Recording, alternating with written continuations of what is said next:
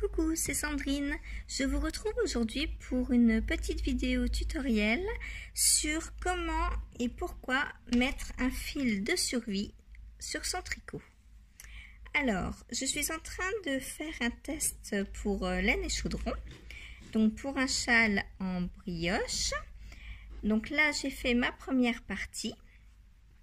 Et pour la deuxième partie, donc comme je ne sais pas s'il va y avoir des erreurs et ou si je vais me tromper en faisant la brioche, je vais insérer dans mes mailles un fil de survie. Alors, j'ai pris une aiguille à repriser avec un fil contrastant et on va venir passer donc l'aiguille dans toutes les mailles du châle. Alors sans défaire bien sûr les aiguilles, les mailles de l'aiguille à tricoter. Donc vous voyez, hop, on passe comme ça. De cette façon, si il y a une erreur dans la partie après et que l'on doive démonter, eh bien les mailles de la partie 1 seront protégées et ne se déferont pas, donc on gardera notre partie 1, notre fin de partie 1 complètement protégée. Donc voilà, on passe l'aiguille dans toutes les mailles. Alors il faut prendre assez de fil pour être sûr de faire d'aller jusqu'au bout. Hop, et on passe.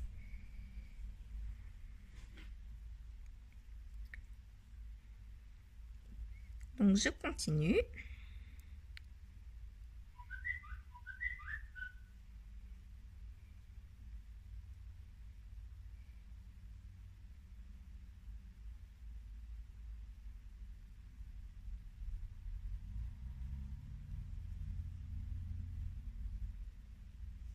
Alors ça prend peut-être quelques minutes, mais si vous devez défaire, eh bien ça va vous en faire gagner pas mal après. Parce que vous ne serez pas obligé de galérer à reprendre vos mailles et à les récupérer dans le bon sens en plus. Parce que quand on récupère des mailles, souvent on les récupère torse.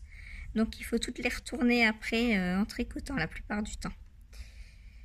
Donc on prend une minute et on met un petit fil de survie.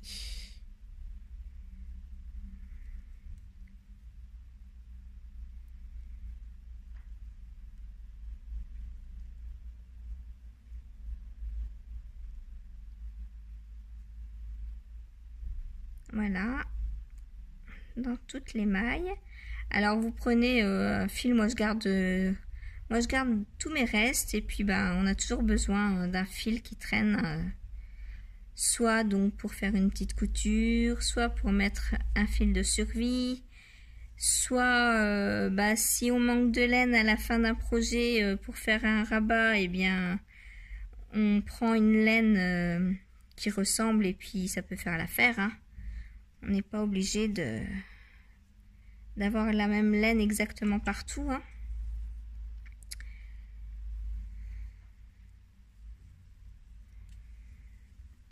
Voilà, hop, on arrive au bout.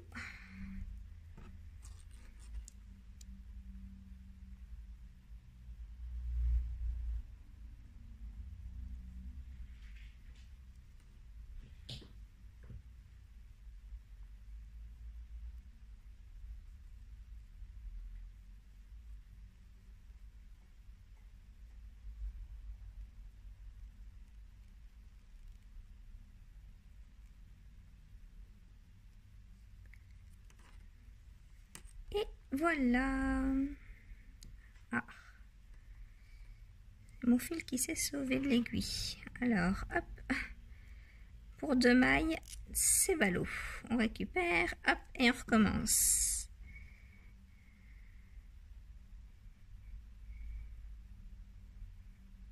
Et voilà. Donc, on étire bien.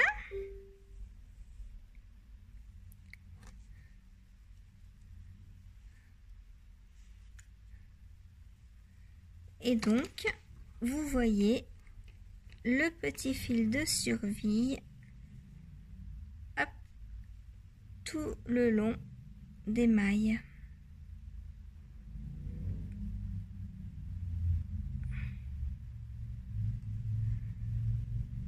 Alors bon, des fois il est positionné derrière, hein, mais ça n'a aucune importance. Voilà, vous voyez bien là que si on retire le câble, les mailles sont maintenues par le fil de survie. Ce qui fait que quand on les reprend, on a juste à piquer la maille en fait. La maille ne s'en va pas. Voilà. Eh bien, j'espère que cette petite vidéo tutoriel vous aura plu. Et je vous dis, n'hésitez pas donc à mettre un petit pouce en bas, en haut, me dire si ça vous plaît, si ça vous est utile également. Et je vous montre un petit peu donc pour l'instant ce que ça donne. Voilà. Et je vous dis donc à bientôt.